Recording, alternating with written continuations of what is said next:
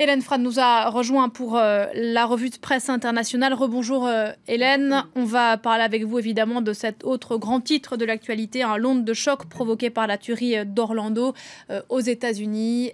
Je rappelle que 49 personnes ont été abattues, 53 blessées.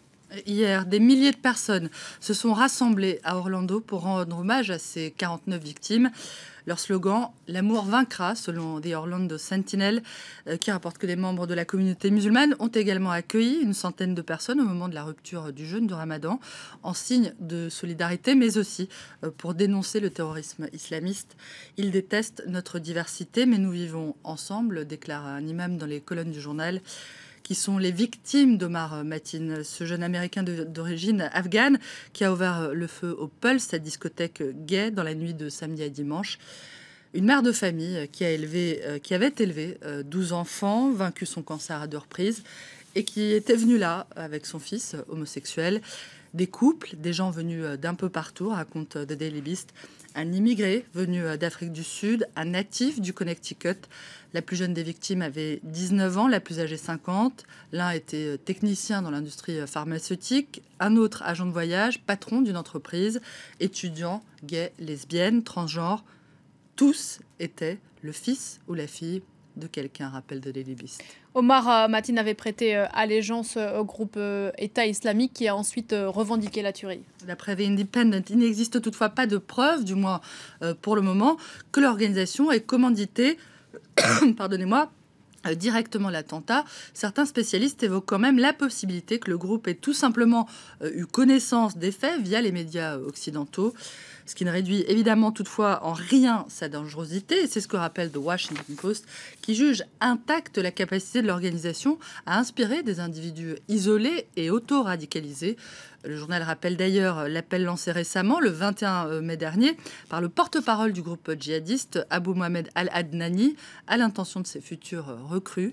Vous n'avez pas besoin de venir en Syrie, car la moindre action commise dans les pays occidentaux sera d'un impact plus considérable, plus durable que ce que vous pourriez faire avec nous. Sous-entendu ici en Syrie et en Irak, je le cite. La tuerie du Pulse ou le djihad à Orlando, écrit ce matin The Wall Street Journal. Peut-être va-t-on enfin abandonner l'illusion que les feux djihadistes qui brûlent au Proche-Orient ne posent pas un danger immédiat et mortel à la nation américaine, interpelle le journal, qui juge que l'héritage du président Obama, c'est que l'organisation de l'État islamique est devenue encore plus dangereuse sous ses propres yeux, prospérant sur le vide politique créé par sa décision de retirer les troupes américaines d'Irak et de faire si peu en Syrie. C'est ce qu'écrit le journal, qui affirme que le travail du ou de la future présidente sera de réparer les dégâts occasionnés par cette double erreur historique, je cite. Le ou la future présidente des États-Unis qui aura peut-être aussi à légiférer sur le port des armes dans le pays. The New Yorker évoque une question qui tourne au cauchemar dans le contexte actuel de menaces terroristes.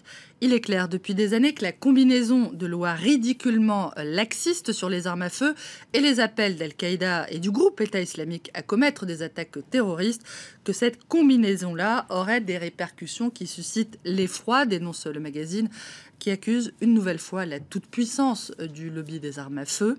La NRA, dont la réaction lapidaire au lendemain du drame indigne le site Slate, qui rappelle que l'association s'est bornée à poster ce commentaire sur Twitter.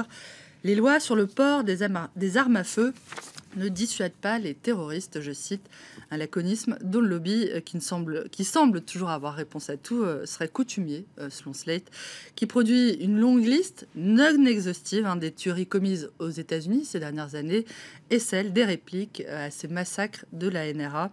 Certaines de ces réponses consistent tout simplement à promouvoir les forums de la NRA, ses rendez-vous, ses actions de mobilisation. Jamais, bien sûr, un mot de compassion. Merci beaucoup Hélène pour cette revue de presse internationale.